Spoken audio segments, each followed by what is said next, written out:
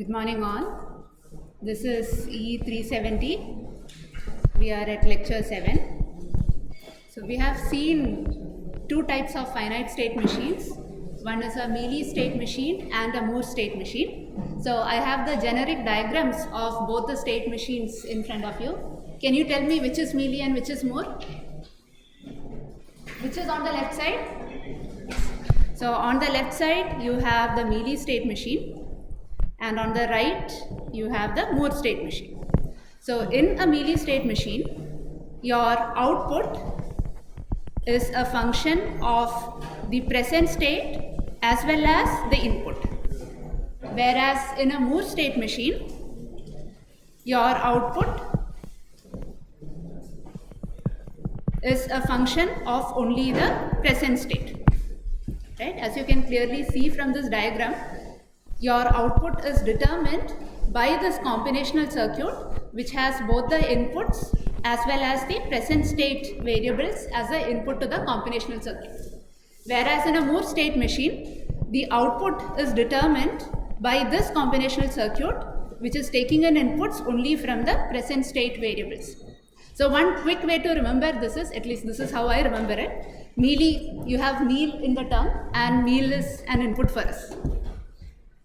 Okay, we have seen a finite state machine for a sequence detector. So we started off by drawing the state diagram, and I think the state diagrams are self-explanatory now. Because in a Moore state machine, the output is only a function of the present state, we directly give that as associated with the state. Whereas in a Mealy state machine, from a given state, depending on the value of the input, you can have two possible outputs. So the output has to be shown along with the input that is entering when you are in a present state. Entering into the digital design system when you are in a present state of the system. Now, we were doing the codes for the Mealy state machine towards the end of the previous class. So I have completed the code for you.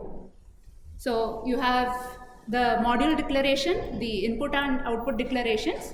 Now I recommended that instead of using the assigned values for the states directly in your code, you parameterize it.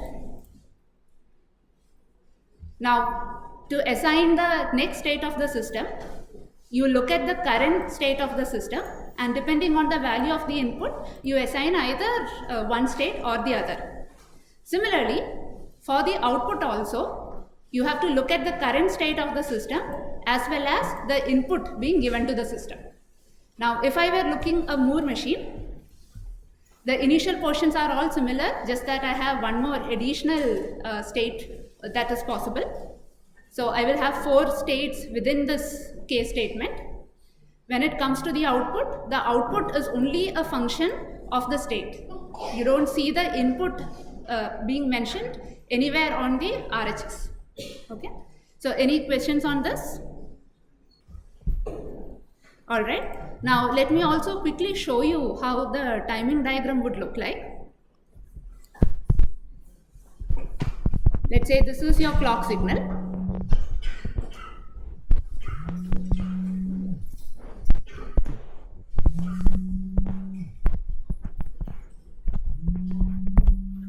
And let me assume that you are operating at the rising edges of the clock, and before, you have to set up the data sometime before the rising edge of the clock, and you have to hold the data for some time after the rising edge of the clock. So I'll show you that critical time point roughly like this.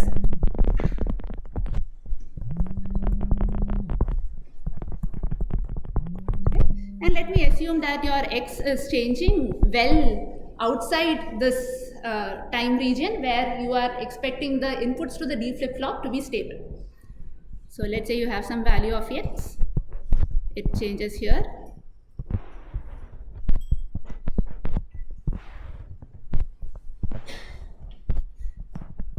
So in the example of the sequence detector, our X is a 1-bit input. I am simply showing like this to show that there is a change in the variable. I am not concerned about whether it's going from 0 to 1 or 1 to 0. Now, how would your state variable change? At what instant will it change? Let's assume Moore machine for now.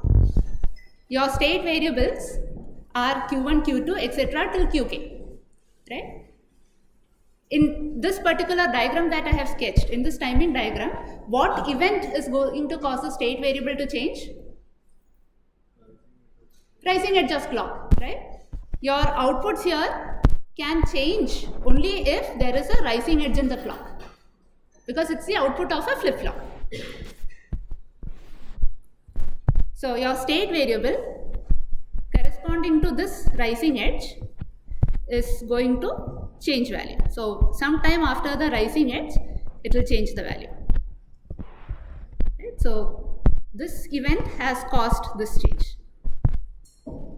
Similarly, sometime after this rising edge, your state variable will change the value. Now the actual value that it takes will depend on the previous value of x. So let's say this value was some x0, this is some x1, this is some x2, etc. Then corresponding to x0, you will have some state 0 appearing here. Then this will be some state 1, etc. Is that clear?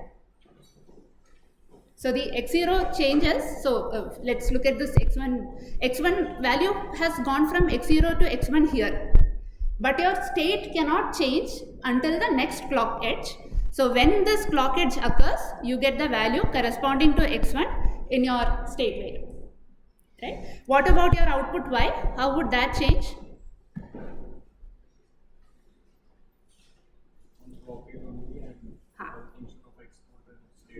Okay. So again, because we are now looking at a Moore machine, your output can change depending on the present state, right? And that state variable is changing at every clock edge. So whenever you have a rising edge in the clock, first your state variable will change, and this change in the state variable is now going to cause a change in y. So you will have a diagram like this. And this change in the state variable has caused this change in y. So if this was state 0, the value corresponding to that will appear. So if this is state 0, the value corresponding to that will appear here. Value corresponding to state 1 will appear here. Right? So a change in the input causes a change in the output in the next clock edge. So you have a 1 clock cycle delay from input to output if you are using a Moore machine. Is this okay? Now, yes. State 0 is causing y1 to change, right? State 0, so your outputs are a function of Q1, Q2, Qk as a combinational circuit. So anytime you have a change here, with some delay caused by this combinational circuit, you will have a change at the output, right? So x0 to x1 change happens. Now corresponding to that, the state 0 to state 1 change will happen only at the clock edge. But once that change happens from here to here, it's only the delay of this combinational circuit. You don't have to wait for another clock edge. When clock rises, so it will take only that variables which will be input in the previous state, right? Correct. And it will change, like for state 0, y1 will depend on state 0, not state 1 will depend on. So here what I meant is x0, the state corresponding to x0 is state 0. Yeah. Right? State corresponding to x1 is state 1. Yeah. So the input has changed much earlier. So if I'm looking from the change from x0 to x1, the input changed here. Right? Now the corresponding change in the state can happen only at the clock edge. Yeah, but change in y will depend on, like for y0, the y0 state will be dependent on x0 and state minus 1, right? Not state 0. The y0 change depends only on state 0. It's a Moore machine. Right? Moore machine where the output is only a function of the current state. So the delay is only between the input and the current state, not between state. The delay, so if you have a delay between input and the state, yeah, then you also have a delay between the input and the output. Typically, the state and output are They, in between there is only a combinational circuit. correct. So there is no clock, so there is no clock delay, but that combinational circuit will have some small delay. So that is why I didn't draw this at the same instant. There's some small delay after your state changes for that change to get reflected in your output. Propagation delay of the combinational circuit, right? So it can happen, right, that the state 0 changes, like when Y0 is being changed, the clock rising edge has already ended, so it will freeze at that point and it will follow it to the next cycle. can you repeat the statement again? I mean, state 0 has changed. Now we have Y0 will change corresponding to state 0. Correct. But if the rise time of that clock has ended, then it cannot change it. Right? So your state has changed at a clock edge, Yeah. right? Now for one clock period, you don't expect to see a change in Q1, Q2, Qk, right? Yeah. So for one clock period, your Q1, Q2, Qk are stable, right? So at the rising edge of the clock, your Q1, Q2, Qk changes, your Y is going to follow that. Your output will follow Q1, Q2, Qk. Because it's a combination of It's a combinational circuit. So, directly. right? Any other questions? Okay. Now, what happens if I assumed a Moore state machine? Sorry, Mealy state machine. So, in a Mealy state machine, your outputs are a function of the input and the present state. So, in the case of the sequence detector, I am using the output as Y. Your input is X. There is 1 bit input, 1 bit output, right? So, your Y is going to change anytime X is going to change. Your Y will also change anytime these variables are going to change. Okay? So now let us sketch out how the Y is going to look like. So you have a change in X here, right? Corresponding to that, you will see that your Y is going to change. It depends on the present state and the input, right? Now it's going to hold the value till this point. At this point, your state has changed. Because state is also an input to the combinational circuit, your Y will change here, and then your input changes again, then your Y changes corresponding to that, and you will have the result corresponding to Y1 here. Okay. Now imagine your input X had lot more glitches. It doesn't transition from X0 to X1 so smoothly like this. It has multiple glitches here before it finally settles to X1. If you use a Mealy state machine, you will have the corresponding glitches in your output Y also. And then it will settle to Y. Sorry, this should have been Y2, right? Your input changes, you will immediately see the change in Y. So the output corresponding to X1 will immediately appear for that given state. Okay. So is the timing difference between Mealy and Moore machines clear? Okay, good. So now if you have if I give you a problem statement, you know how to go about sketching the state diagram, right? Now in this particular example, the state diagram was very easy. You had like 4 states if you consider a Moore machine, or 3 states if you consider a Mealy machine. There is no reason for us to, incorrectly add additional states.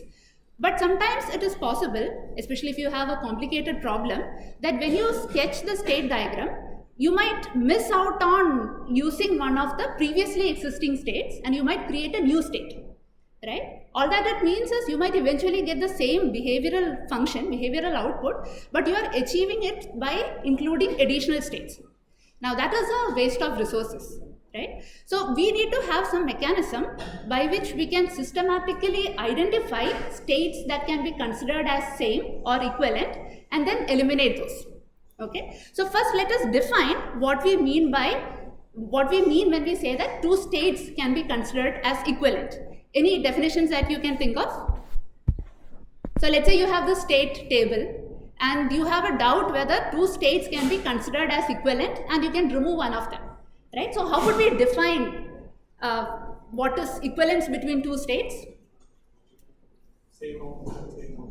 Same output on same input, right? So if I consider two states, right, for every input that I give to it, their outputs should be same. Is it enough if the outputs are same?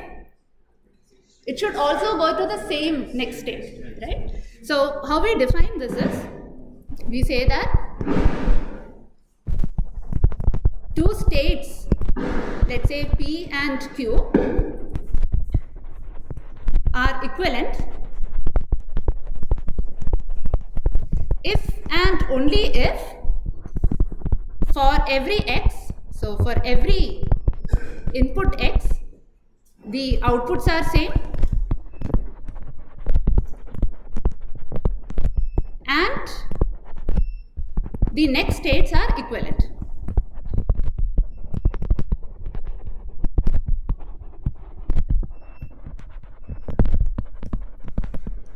Right, so I gave you the formal definition, but this is a very logical thing to say. Now I'm going to take an example and we will reduce this particular state table using a systematic approach to identify the equivalent states.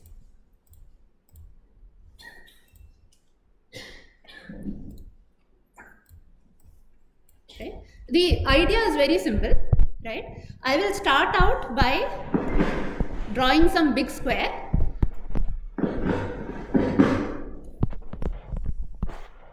You don't have to copy the square yet. I'll simplify this and then you can copy the final result. Okay. So in this, we'll say that this particular column, right, corresponds to our comparison between state A and state B, state B and state A. Now if we find out, so we'll do the comparison and we'll figure out how to do the comparison in a minute, but if we find out that these two states are equivalent, we'll put a tick in this column.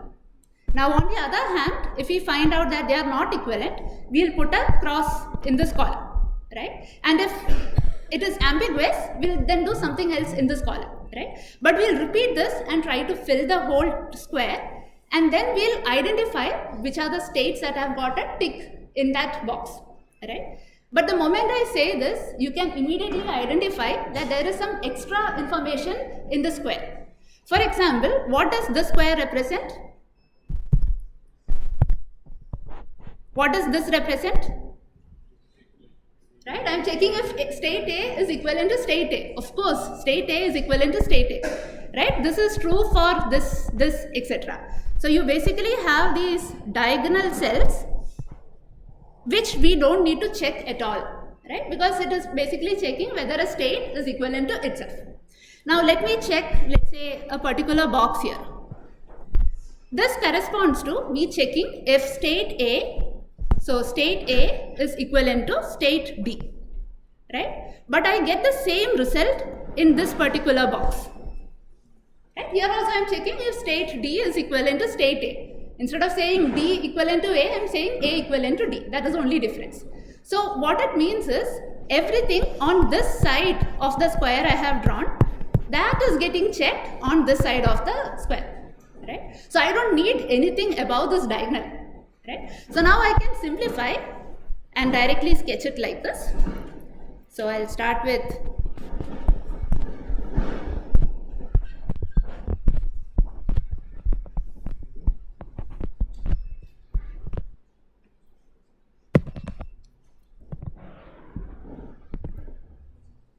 so I don't need anything beyond the diagonal. I can directly say, now this is a table that you can sketch.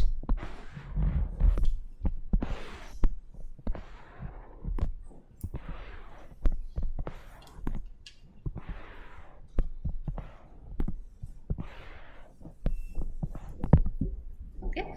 Now this diagram that we are going to do is called as an implication chart.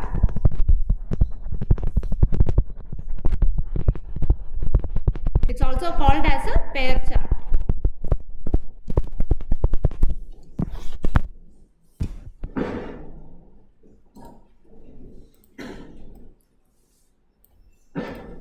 Right? And we'll fill in one cell at a time in this implication chart. So first let us consider this cell. So we are comparing state A with state B. Right? We first check if the outputs are same. the outputs are same. So now it is possible for state A to be equivalent to state B. So you can have state A equivalent to state B if and only if, what is the condition? Next state is same. So can you explicitly tell me what the condition should be? B is equal to F. So it is possible only if D is equivalent to F and C is equivalent to H. So I write that condition here. Right? So this becomes equivalent if D is equivalent to F and C is equivalent to H. Next, we look at state A and state C. Are they equivalent? No. The outputs are not same, right? So we don't even have to worry about anything else. They are not same. What about A and D?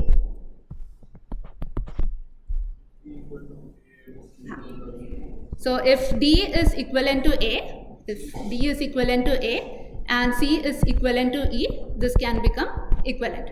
Next one. But we don't need D equal to A because we are talking about It is the same thing, right? We'll remove it in the next iteration. Okay. What about the next one? So we are looking A equivalent to E. So A and E, output is different, so it's straightforward. Next we look at A and F, output is 1. So again they are not equivalent. What about A and G? B equal to B and C equal to A. So this becomes equal if D is equivalent to B and if C is equivalent to H. What about the last one? Right? Can I get the answer from that section?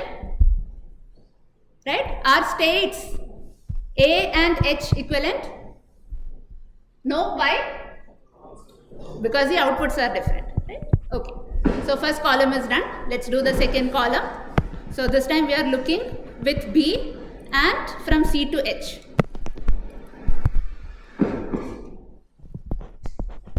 Right? So B and C? No. B and D? So this is possible if A is equivalent to F and C is equivalent to E.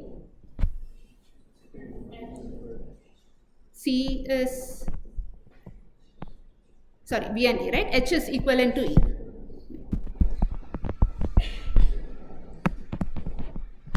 What about B and E? No. What about B and F from this side? Are they equal? So you are looking between B and F. So I have identified the two rows for you. Are they equal? Why are they not equal? Outputs are different. Good. B and G? They are equal if and only if?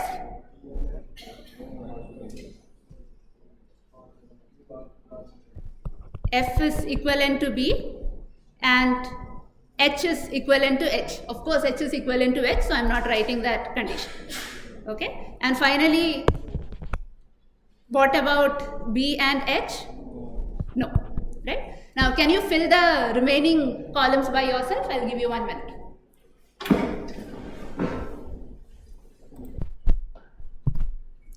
Okay, good. Now, a quick scan will tell you that this cell having D equal to A is redundant because you are checking whether D is equivalent to A and you are putting that as a condition. So this you can remove.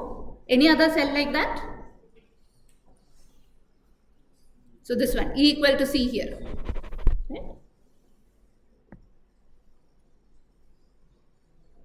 All right. So this completes our first iteration through the implication chart. Now we will do the second iteration.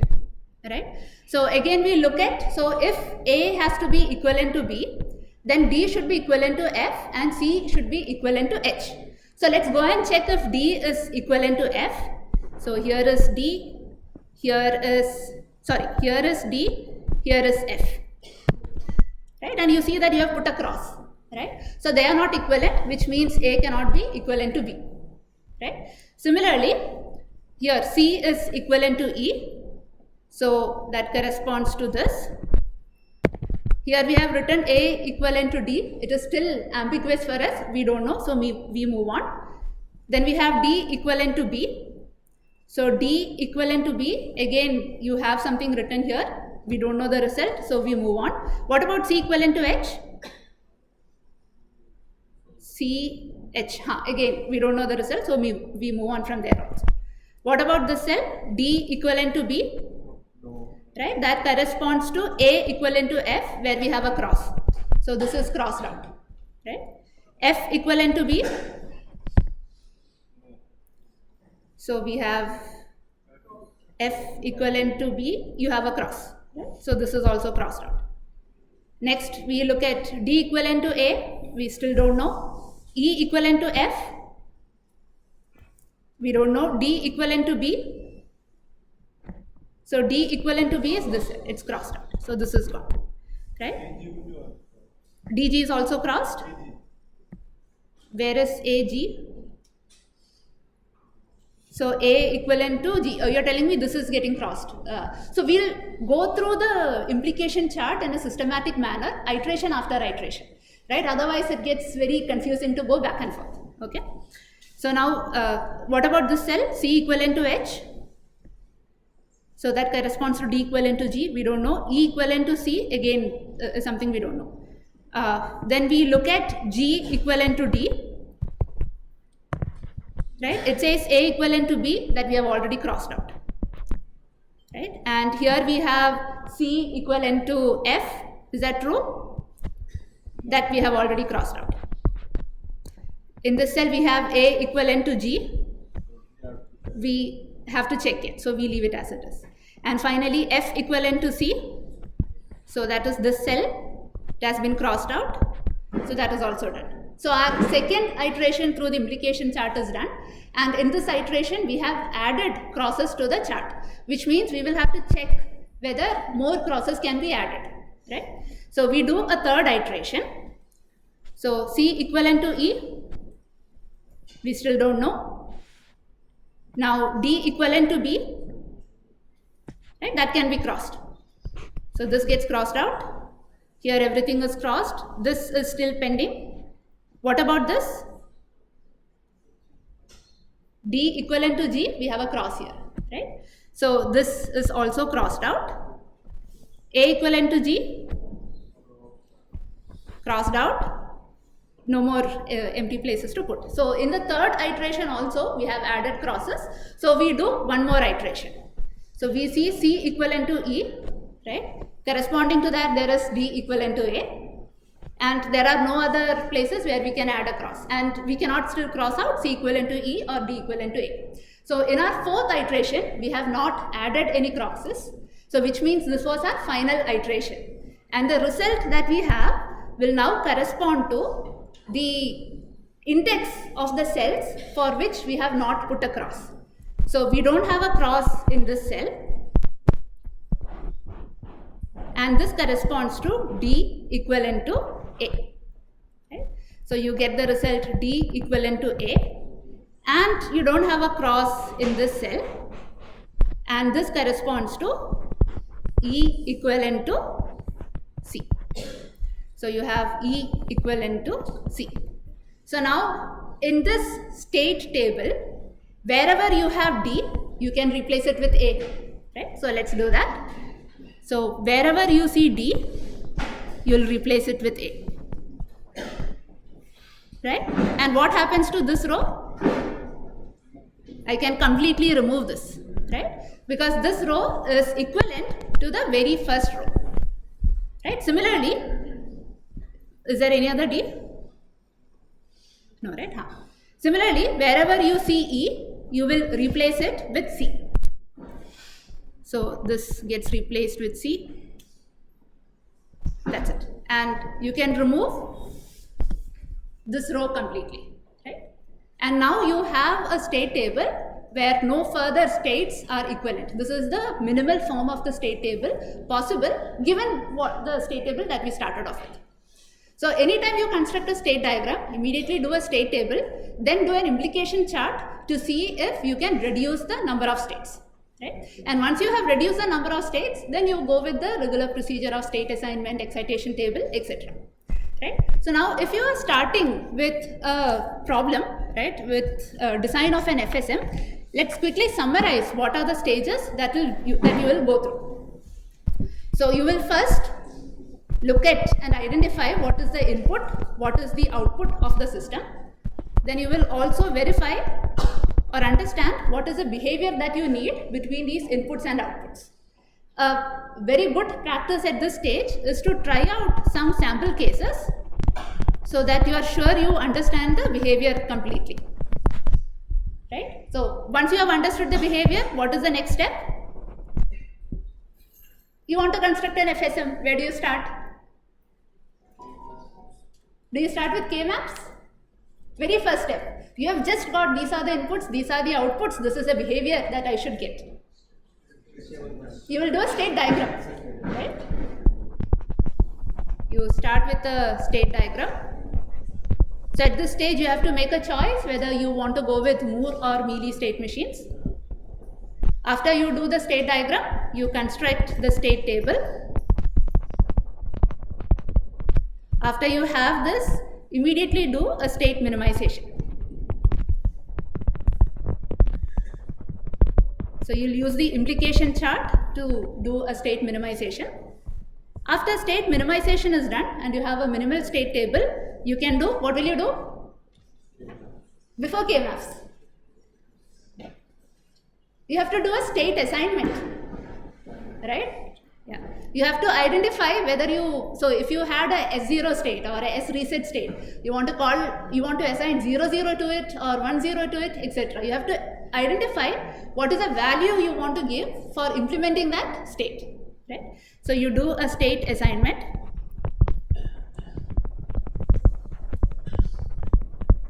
At this point, you can do your state table with excitation information.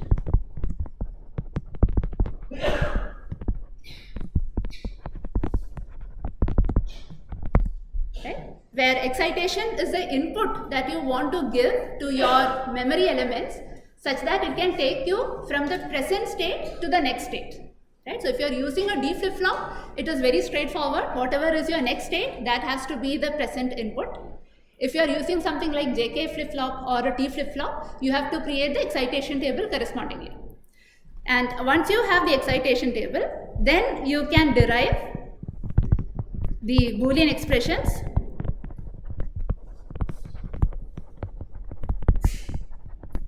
So you do this for the next state as well as the outputs. And K-maps is one tool that will help you do this. Right? And once you have the minimal Boolean expression, you will implement a gate level netlist. Okay, is this fine? Any questions on implication chart or in how you would do an FSM?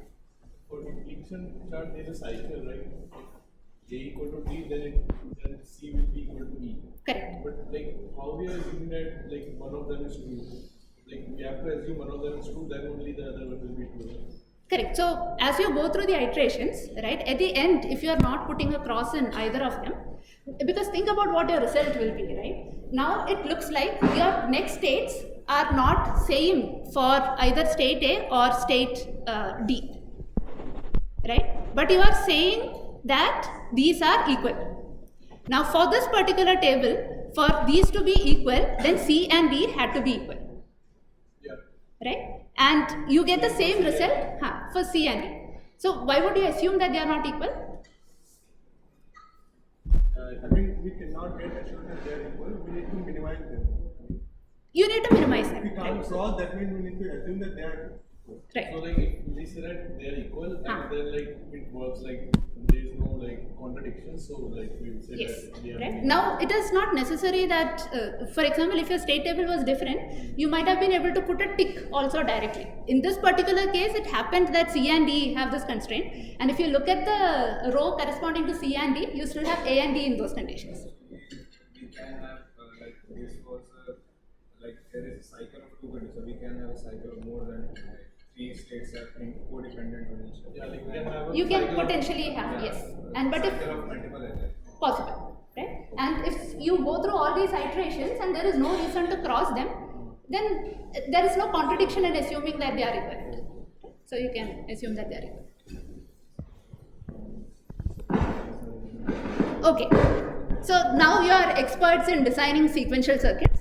Let me give you a very simple sample problem, right? So let's say I want to implement a counter.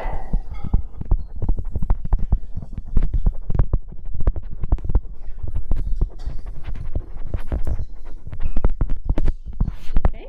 This particular counter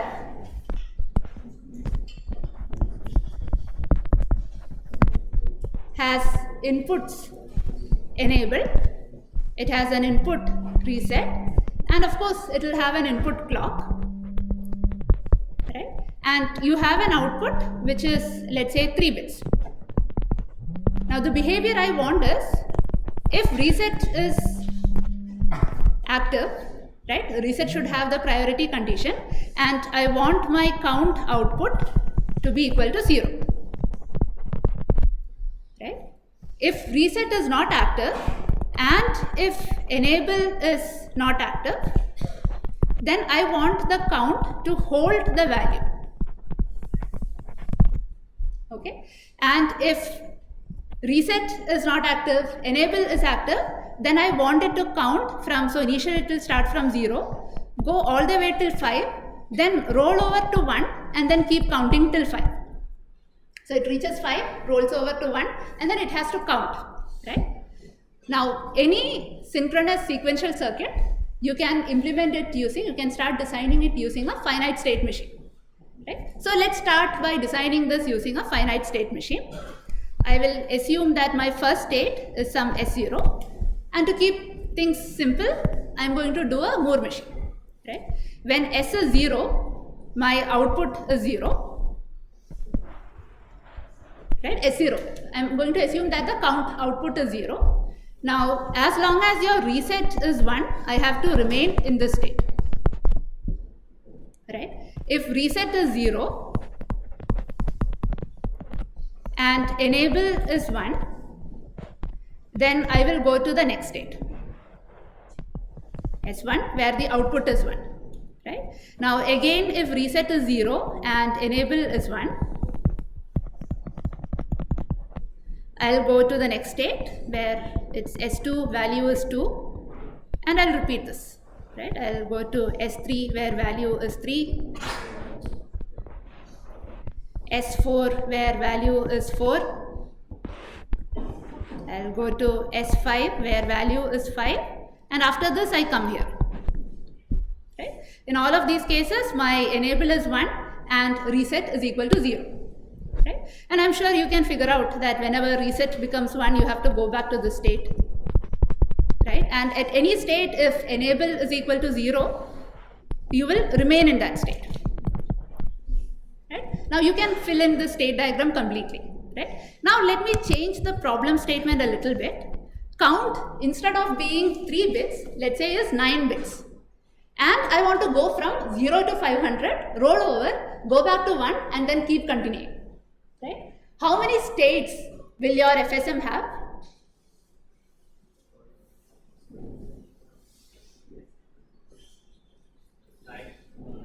9 states?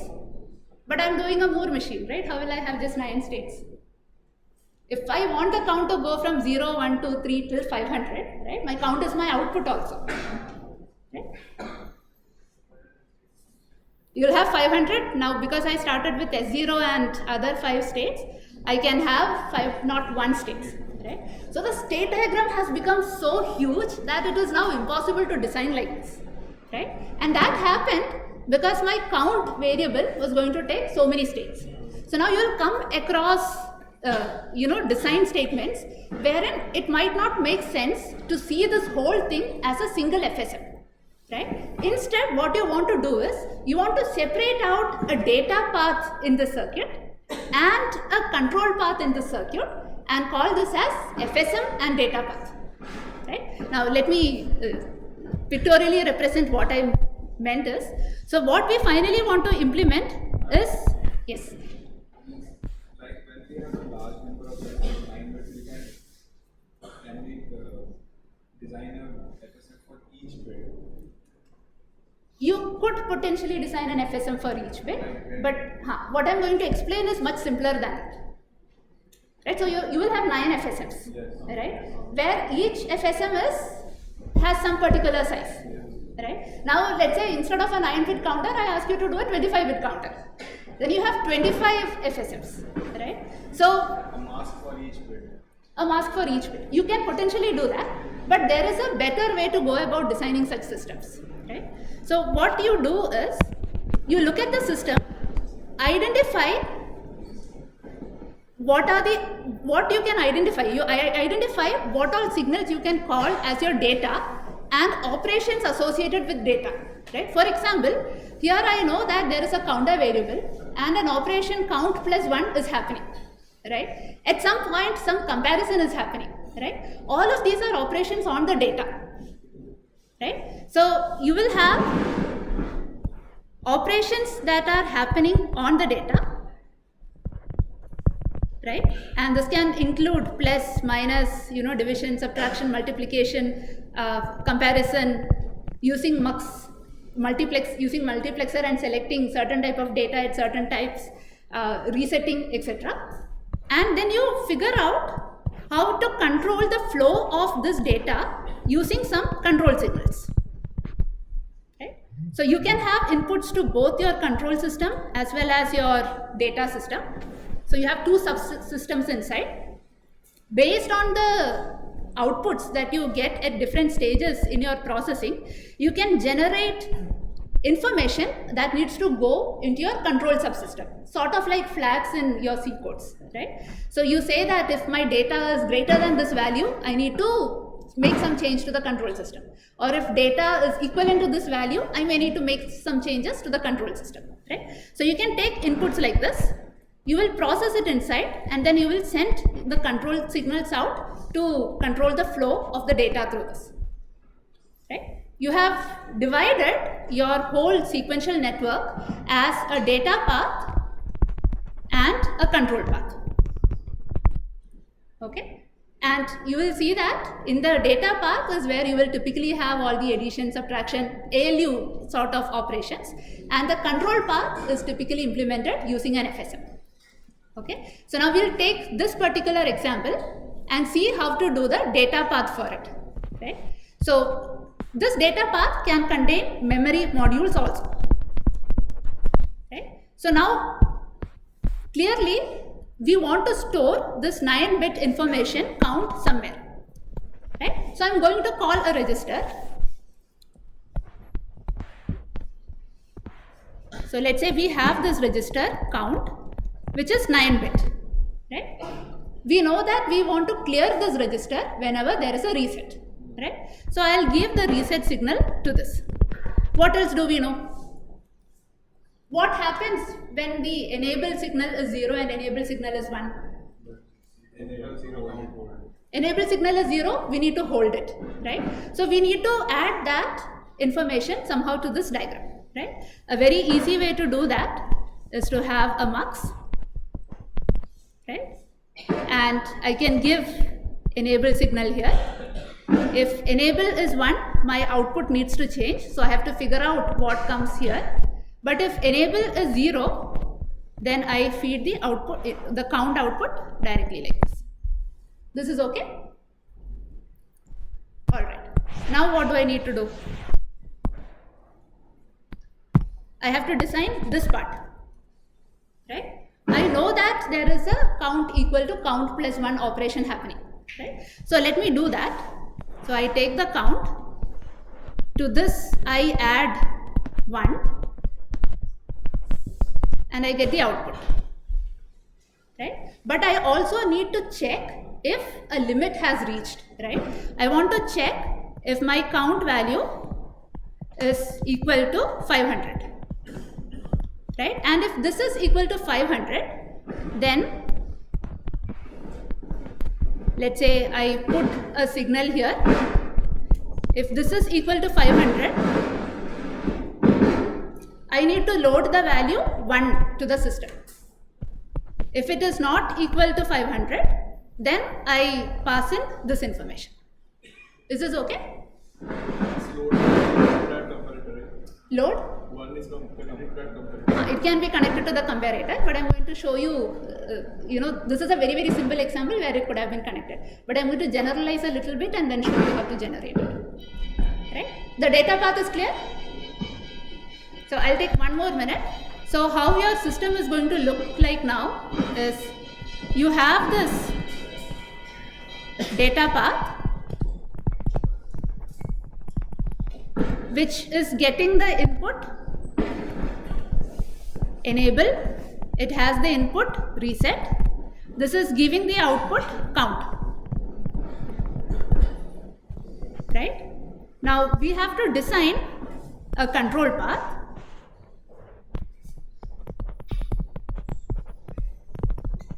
Right. This control path will need to look at the output of this. So I am going to call this as equivalent to, if this value is equivalent to the limit, that is if it is becoming 1, then you need to take some action. So I'll call this as equivalent to some limit. Then you will do some processing inside and then you can generate the control signal load 1. And the control path can also take the enabled, reset, etc. as inputs. Okay. So roughly in the next class we will quickly design this control path and connect both systems together to get the overall system. Okay. Yeah. Regarding the state diagram, where we put the reset, it is after it comes to. So does that mean that the reset is only be active after it has come to? If you put the reset is equal to 1, then by default count will not reset before that. Because the reset is only going as an action from S4 state. No, reset, I didn't complete the state diagram. From all of this you will have path like this.